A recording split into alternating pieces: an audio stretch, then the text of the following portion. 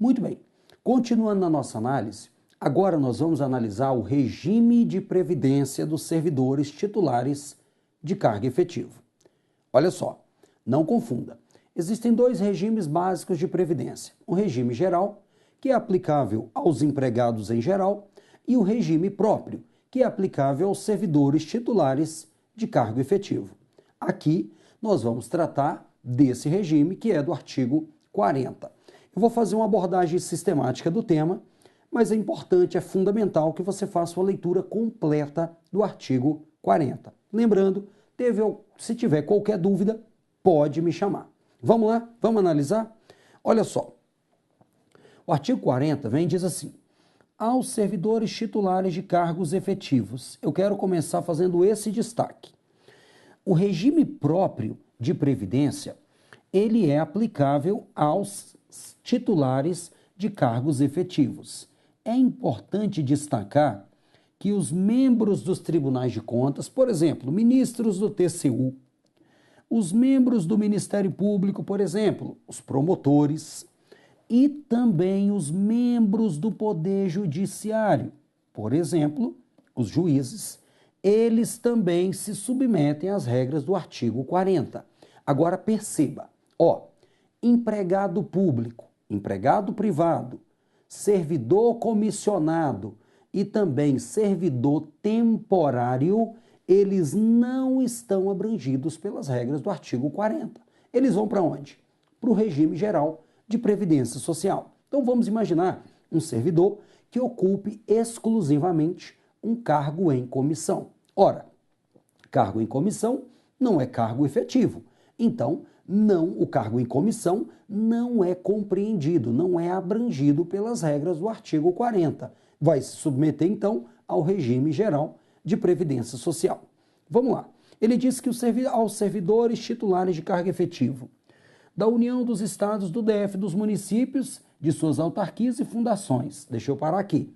Note que as regras do artigo 40 aplicam-se à União, aos Estados, ao DF e aos municípios. Aqui é relevante destacar que essas regras constitucionais são de observância obrigatória pelos demais entes federativos. Eles não podem inovar, não podem diferenciar em suas constituições as regras que a Constituição já estabelece esse parâmetro. Então, essas normas de que vamos tratar no artigo 40 valem para a União, para os estados, para o DF e também para os municípios. Vamos continuar.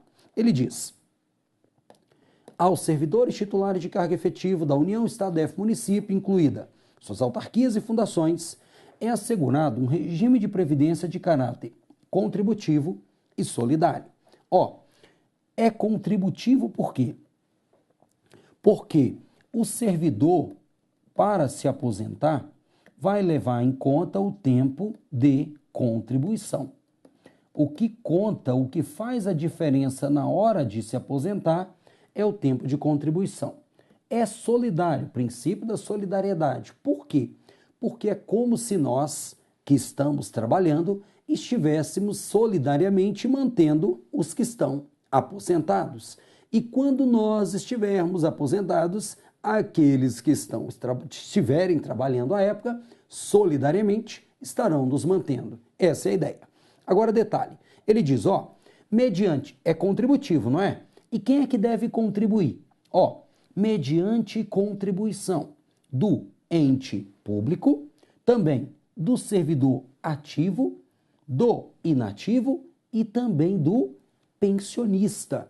Perceba, no regime contributivo, nós temos contribuição do ente, então, da União, do Estado, do DF, do município, conforme o caso. Servidores ativos vão ter que contribuir. Servidores inativos também vão ter que contribuir. E o Supremo entendeu que isso é constitucional. E também os pensionistas. Note, o Supremo entendeu que a exigência de contribuição dos inativos era constitucional e que não violava o direito adquirido nem ato jurídico perfeito. O Supremo entendeu que não há direito adquirido contra a incidência de tributos, contra a incidência ou a exigência do pagamento de tributos. Fica atento com isso. Então, vimos o ente federativo, o ativo, o inativo e o pensionista, todos devem contribuir. Aqui, na abrangência, eu quero apenas contextualizar o que eu disse. Regime próprio de previdência do servidor. O que é que nós temos? Nós temos o servidor titular de cargo efetivo, temos os membros do Tribunal de Contas, membros do Ministério Público e temos os membros do Poder Judiciário. Agora, diferentemente, nós temos o regime geral de previdência social. Deixa eu dar uma melhoradinha nesse P. Vamos lá. No regime geral de previdência social, nós temos quem? Os empregados. E aí eu posso colocar os empregados, que eu vou chamar de privados, e também eu vou colocar os empregados públicos. Por exemplo, aqueles que trabalham nas empresas públicas e nas sociedades de economia mista. Temos também aqueles que exercem os cargos em comissão. Olha, se o cara é somente, exclusivamente, vou colocar assim, exclusivamente cargo em comissão, também vai para o RGPS. Temos também os servidores temporários. Servidores temporários. Então, olha, servidor temporário é aquele que não ocupa nem cargo nem emprego. Ele ocupa somente uma função pública. Ele é contratado para atender uma necessidade de excepcional interesse público na forma do artigo 37, inciso 9 do texto constitucional. Todos esses que eu estou listando, eles vão para o RGPS. Vale destacar o seguinte, ó, se eu sou titular de um cargo efetivo e fui designado para um cargo em comissão, eu continuo contribuindo para o regime próprio de previdência. Agora, se eu sou ocupante exclusivamente de cargo em comissão, aí eu vou para o RGPS, que é o que eu destaquei aqui para você. Tudo bem? Temos algumas notinhas importantes. Deixa eu te falar aqui, ó, para contextualizar como eu tenho feito na nossa aula. Eu trago o dispositivo, o comentário e, na medida do possível, decisões do Supremo. Tudo isso para que o seu estudo seja o mais completo possível. E lembrando, teve dúvida, vá ao fórum e pode me chamar, tá bom? Vamos lá. Olha algumas questõezinhas básicas, tudo do artigo 40. Parágrafo 12. Vamos ver o que ele diz. Além do disposto nesse artigo, o regime de previdência dos servidores titulares de cargo efetivo observará, no que couber, os requisitos e critérios fixados para o regime geral de previdência social. Note, nós estamos tratando do RPPS, Regime Próprio de Previdência. Tudo bem? Agora, o que a gente tem observado desde 98? Nós temos observado uma aproximação do regime próprio com o regime geral.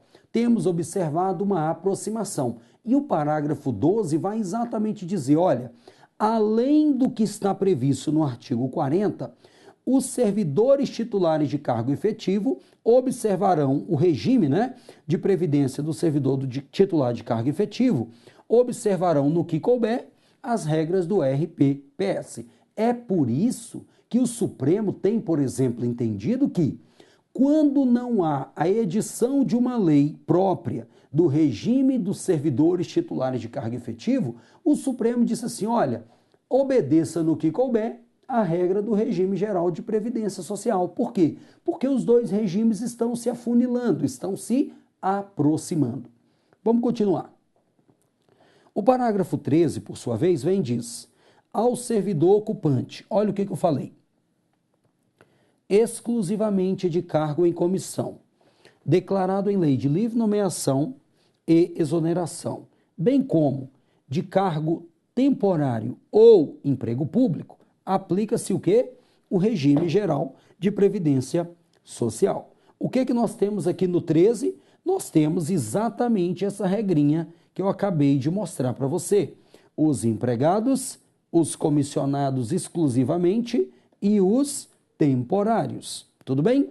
O 20 vem e diz assim: fica vedada a existência de mais de um regime próprio de previdência para os servidores titulares de cargo efetivo e de mais de uma unidade gestora do respectivo regime em cada ente estatal, ressalvado, aí ele vem e diz aqui, ó, ressalvado o disposto no 142, parágrafo 3º, 10. Por que ele faz a ressalva do 142, parágrafo 3º, 10? Por quê?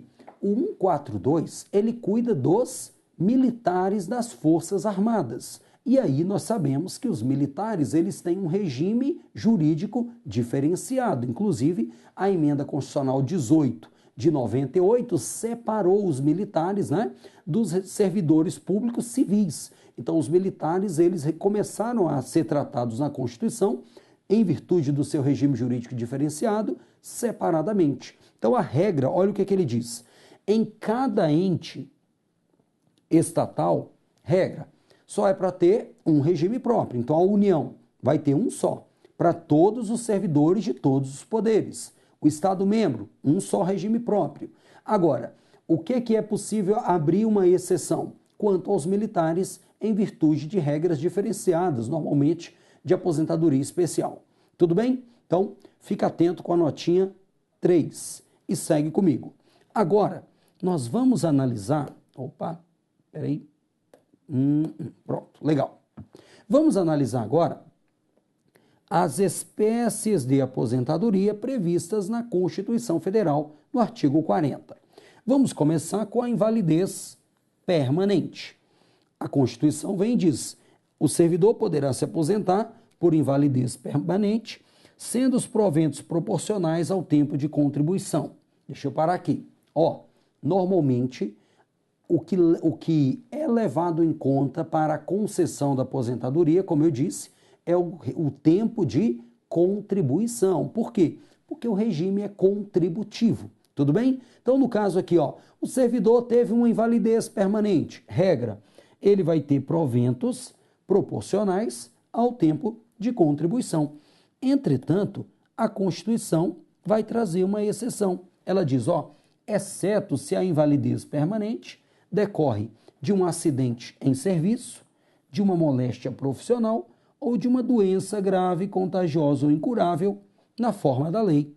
Perceba que a lei é que vai definir os casos. E o Supremo entende que as doenças graves, incuráveis, previstas em lei, a relação prevista na lei é uma relação taxativa. Se você pegar como exemplo a Lei 8.112 de 90, ela vai trazer uma lista de doenças que são consideradas doenças graves, contagiosas, incuráveis para fins de invalidez permanente. Então, o que é que nós temos? Regra, invalidez permanente, o provento, ou seja, a remuneração, Porque, veja, nós temos diversas espécies remuneratórias. Temos o vencimento, que é aquele valor legal fixado ali na lei. Temos a remuneração, que é o valor básico fixado em lei mais as gratificações. E temos também o subsídio, que é aquele valor pago em parcela única para os membros de poder. Por exemplo, juízes, membros do Ministério Público, os que exercem mandato eletivo. E temos também o provento. O provento, que é a espécie remuneratória assegurada àqueles que estão na inatividade, que estão aposentados. Temos ainda a pensão, que é a espécie remuneratória deixada para os dependentes daquele servidor que falece. Vamos até falar dela um pouco mais à frente. Então, nós temos regra proporcional ao tempo de contribuição. Agora, se foi uma invalidez permanente decorrente de acidente em serviço, uma moléstia profissional, uma doença profissional ou uma doença grave, contagiosa ou incurável na forma da lei, aí o provento vai ser integral. Aqui, ó, no caso da exceção, o provento vai ser integral. Muito bem. Segunda forma de aposentadoria, ou segunda espécie, compulsória. Trata-se da aposentadoria compulsória com proventos proporcionais ao tempo de contribuição aos 70 anos de idade ou aos 75 anos de idade, na forma de uma lei complementar. Essa novidade aqui, ó, aos 75 na forma de lei complementar, veio com a emenda constitucional 88 de 2015. Até a emenda 88, a aposentadoria compulsória se dava aos 70 anos de idade. Entretanto, em virtude de estudos de expectativa de vida feitos pelo IBGE, percebeu-se que a expectativa de vida do brasileiro ela chegou próxima aos 75 anos. Então, com isso, foi alterada a Constituição Federal para que a aposentadoria compulsória ou expulsória, como chamam alguns, quando o cara completar aquela idade, ele vai ter que ser aposentado. Então, a idade ela foi ampliada para 75 anos na forma de uma lei complementar. É uma norma de eficácia limitada, a lei complementar já foi publicada e todos os servidores titulares de cargo efetivo e os membros que eu indiquei para você, do Tribunal de Contas, do Ministério Público e também do Poder Judiciário, eles podem se aposentar aos 75 anos de idade. Tudo bem? Então, fica atento com essa questão. Um detalhe importante. Nós vimos que as regras do artigo 40 são para servidor titular de cargo efetivo. Servidor em comissão, servidor ocupante de cargo em comissão, não é obrigado a se aposentar aos 75 anos. Então, deixa eu te falar. Vamos imaginar que um servidor, ele ocupa exclusivamente um cargo em comissão. E ele completou 75 anos. Ele vai ter que se aposentar? Não. Por que não? Porque essa obrigatoriedade de aposentadoria aos 75, ela é para servidor titular de cargo efetivo. Tudo bem? Fica atento com isso e segue comigo. Vamos para a terceira espécie de aposentadoria, que é a aposentadoria voluntária. Olha só, a primeira hipótese decorrente de uma invalidez permanente. A segunda hipótese decorrente da idade, compulsoriamente. A terceira hipótese é um ato de vontade do servidor. Então, o servidor, ele pretende se aposentar voluntariamente. Agora, para que ele se aposente, ele precisa atender alguns requisitos. Vamos analisar? Desde que cumprido, primeiro requisito, vamos lá. Tempo mínimo de 10 anos de serviço público. Vou colocar aqui, primeiro requisito. Tempo mínimo de 10 anos de efetivo exercício no serviço público. Temos um segundo requisito, 5 anos no cargo em que se dará a aposentadoria. Aqui eu tenho o segundo requisito. Então, peraí, se eu quero me aposentar voluntariamente, primeiro eu tenho que ter 10 anos no mínimo de serviço público. Segundo, eu tenho que ter no mínimo 5 anos naquele cargo. Esses 5 anos podem ser ininterruptos ou não. Então, se eu tirei uma licença ali, não importa. Eu fiquei 1 ano de licença particular, não tem problema. Eu fico 2 anos, tirei 1 ano de licença, depois eu fico mais 3 anos, soma 5 anos de exercício no cargo. Então, primeiro, 10 anos de efetivo exercício no serviço público, 5 anos naquele cargo. E tem que observar as seguintes condições. Vamos lá. 60 anos de idade e 35 de contribuição. Se homem, então peraí, 60 idade mais 35 de contribuição, isso se homem. E 55 de idade, 30 de contribuição, 55 de idade mais 30 de contribuição se mulher. Então, atendidos todos esses requisitos, eu posso me aposentar voluntariamente. ou 65 anos de idade, se homem, e 60 se mulher, com proventos proporcionais ao tempo de contribuição.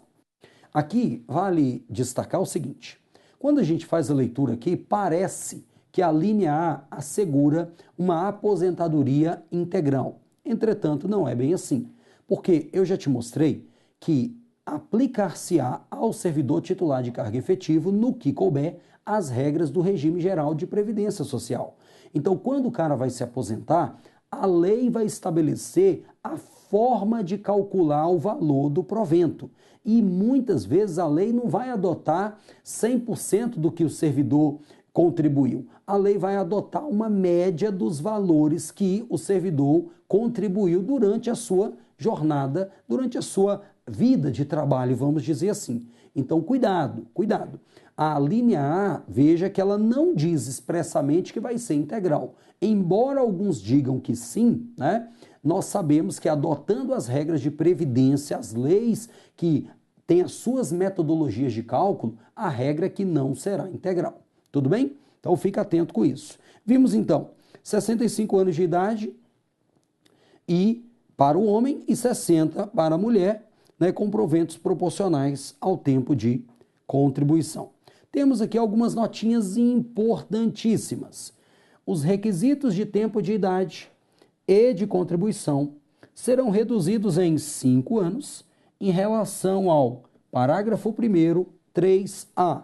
Se nós voltarmos, nós temos aqui, ó, parágrafo 1º, deixa eu voltar aqui, é aqui, ó, é porque eu não coloquei, ó, 3A. Tudo bem? Tava o 2 ali, mas é o 3. 3A. Então, esses requisitos aqui, deixa eu destacar para você. Esses requisitos aqui, da linha A, eles serão reduzidos em 5 anos para quem? Para o professor, que comprove exclusivamente, ó, tempo de efetivo exercício nas funções de magistério, agora detalhe, educação infantil, ensino fundamental e médio. Então, o professor que atue nesse contexto, ele vai ter o tempo de contribuição e de idade reduzido em 5 anos. Cuidado, o Supremo entende que a atividade de magistério não se resume ao trabalho dentro da sala de aula. Inclusive, eu até coloquei uma decisão aqui, deixa eu ver se eu coloco. Pronto, está aqui a decisão, depois eu volto no slide. Olha só, a função de magistério não se circunscreve apenas ao trabalho em sala de aula, abrangendo também a preparação de aulas, a correção de provas, o atendimento aos pais e alunos, a coordenação e o assessoramento pedagógico e ainda a direção da unidade escolar. As funções de direção, coordenação e assessoramento pedagógico integram a carreira do magistério, desde que exercido em estabelecimento de ensino básico por professores de carreira. Então, fica atento. O Supremo tem até uma súmula 726, que estabelece o contrário. Mas a própria jurisprudência do Supremo evoluiu e parece que o conteúdo dessa súmula já foi ultrapassado. Então, o Supremo disse, olha, a função de magistério não é só dentro da sala de aula, ela é mais abrangente. Volta comigo. Então, o servidor, né, o professor que atue na educação infantil, no ensino fundamental e no ensino médio, ele vai ter essa redução de 5 anos no tempo de idade e de contribuição. Tudo bem? Ainda quanto ao parágrafo 1º, 1A, olha o que diz o parágrafo 19.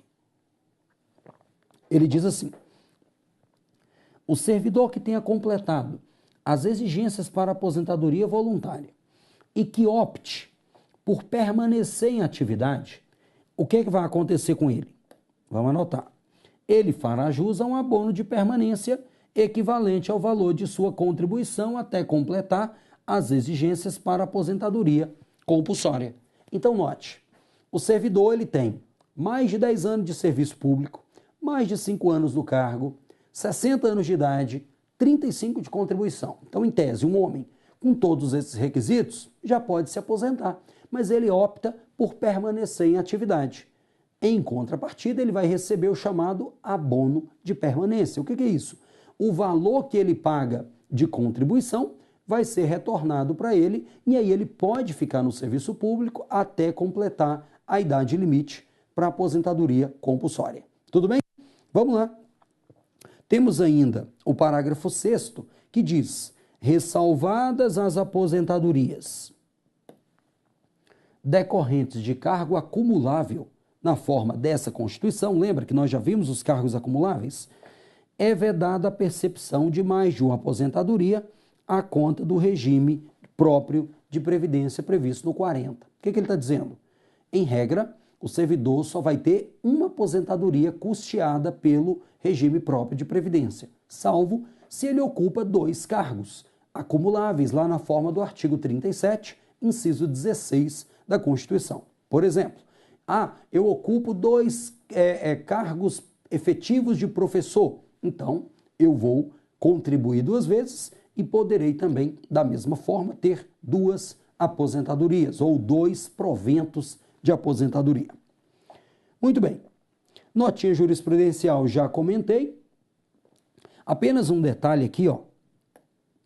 O Supremo falou isso e diz, olha, estão excluídos desse direito os especialistas em educação, né, fazendo jus àqueles que as desempenham ao regime especial de aposentadoria do parágrafo 5º. Então, cuidado, ó. O que a gente viu? As funções de direção, coordenação e assessoramento pedagógico integram a carreira do magistério, desde que exercido em estabelecimento de ensino básico por professor de carreira. Agora, os especialistas em educação estão excluídos dessa regrinha básica. Mais uma decisão do Supremo Tribunal Federal: servidor público, aposentadoria, proventos. Direito adquirido aos proventos, conforme a lei regente, né, ao tempo da reunião dos requisitos da inatividade, ainda quando só requerida na vigência de lei posterior menos favorável. Isso aqui é o quê? Isso aqui é a doutrina do direito adquirido. Vamos imaginar, o servidor ele adquire todos os requisitos para se aposentar no ano X. Tudo bem? Vamos colocar, adquiriu todos os requisitos para se aposentar no ano de 2010. Entretanto, ele só veio se aposentar em 2015. Só que em 2010 havia uma lei. Em 2015, quando efetivamente ele foi se aposentar, era outra lei menos favorável. E aí, qual lei que deve reger a sua aposentadoria? A lei de 2010, quando ele adquiriu os requisitos, ou a lei de 2015, quando efetivamente ele se aposentou? O Supremo entende que, pela teoria do ato jurídico perfeito, é a lei vigente, regente no tempo em que ele adquiriu, em que ele cumpriu os requisitos para se aposentar. Então, eu posso adquirir os requisitos, eu posso cumprir os requisitos em 1 ano e me aposentar 10 anos depois, só que a lei aplicável vai ser a lei lá do momento em que eu cumpri os requisitos necessários. Tudo bem? Vamos lá.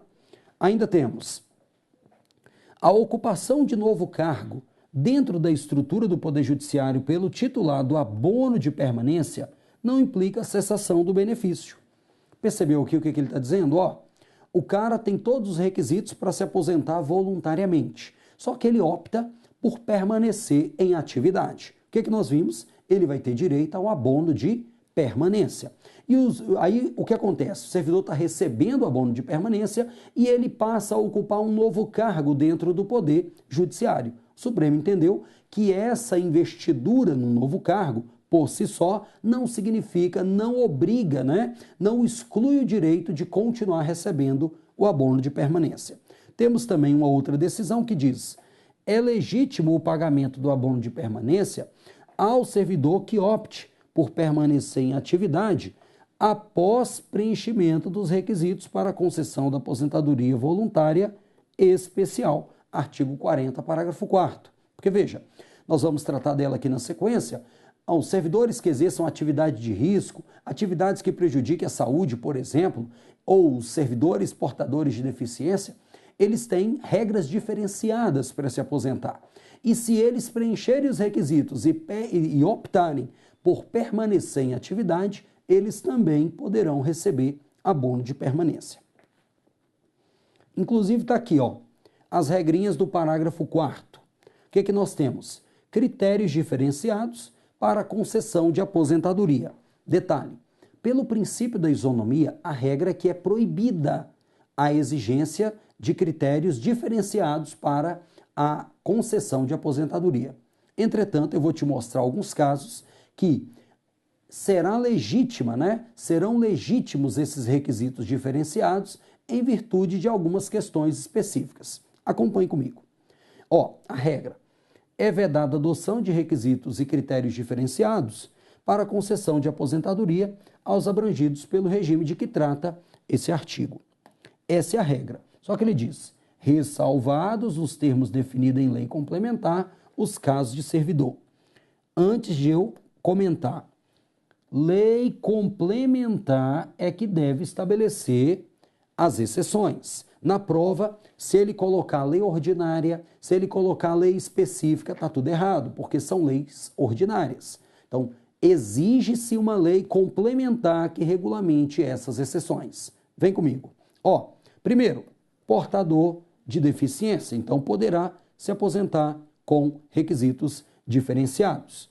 Aqueles que exerçam atividade de risco e também aquele cujas atividades sejam exercidas em condições especiais que prejudiquem a saúde ou a integridade física.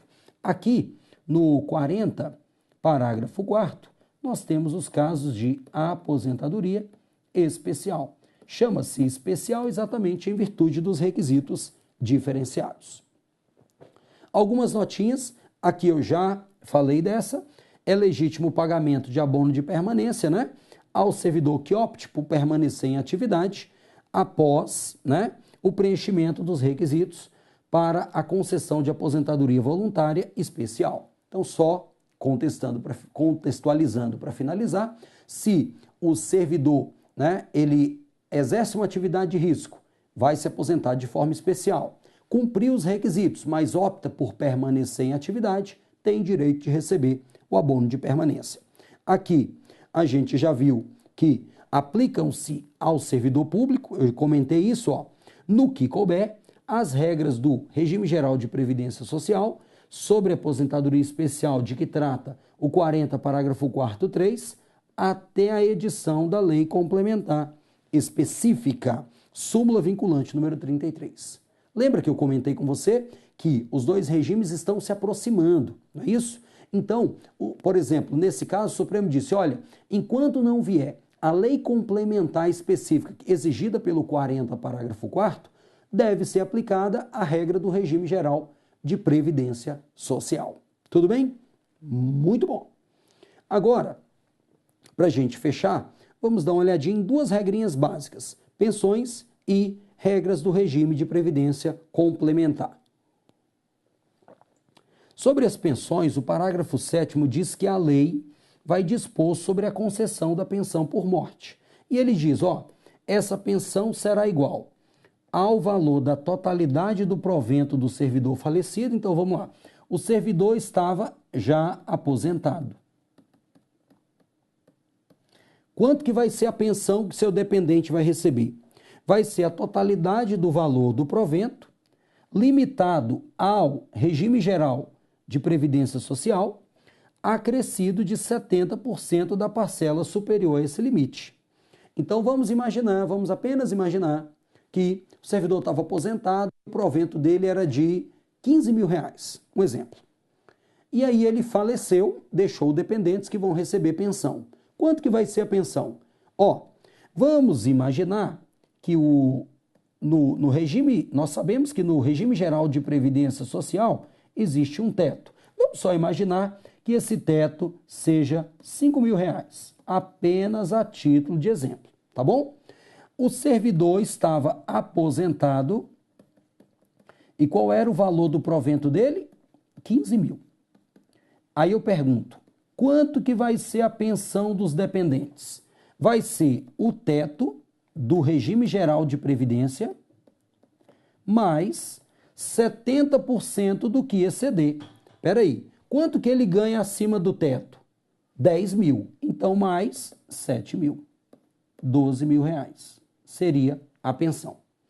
Se o servidor estiver trabalhando quando ele falece, funciona assim.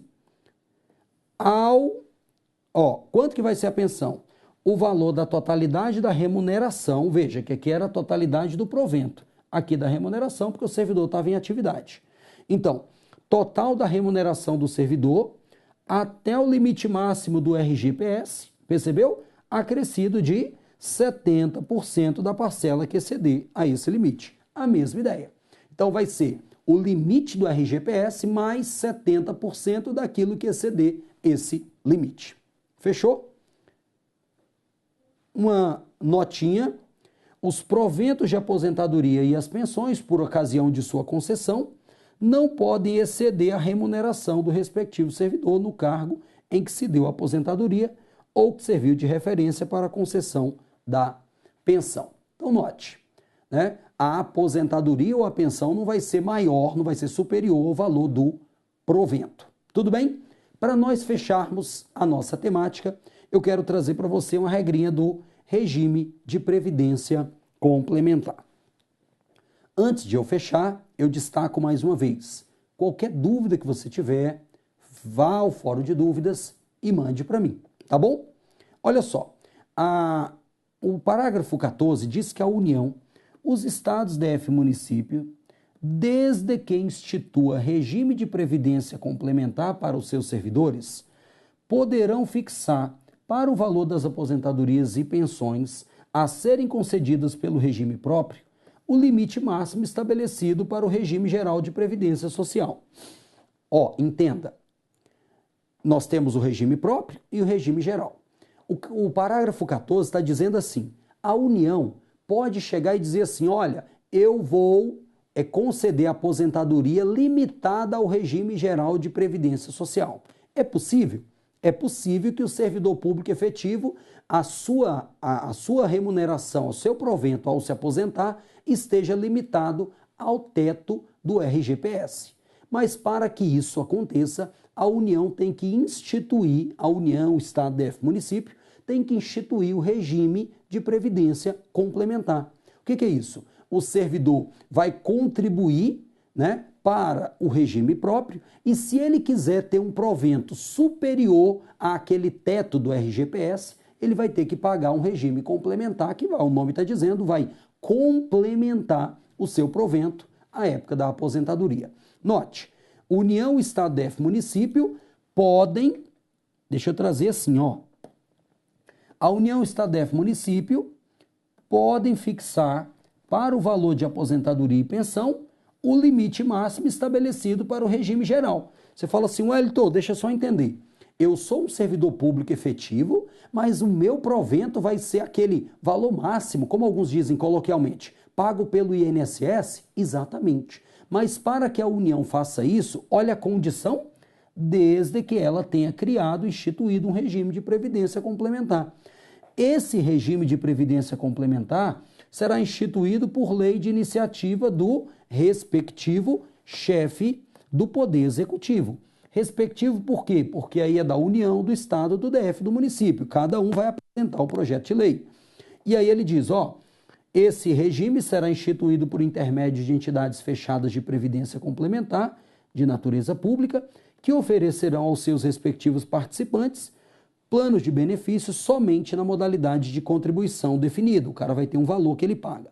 E para fechar, somente mediante prévia e expressa opção, né, o disposto no 1415 poderá ser aplicado ao servidor que tiver ingressado no serviço público até a data da publicação do ato de instituição do regime de previdência. O que ele está dizendo?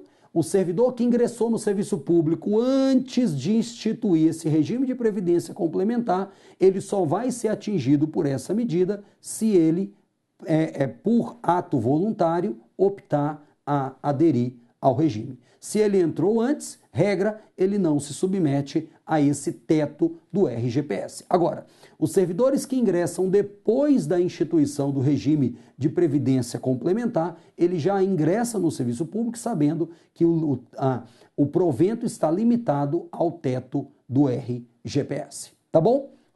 Depois vai fazer a leitura completa do 40 e qualquer dúvida, manda para mim. Um grande abraço e até a próxima.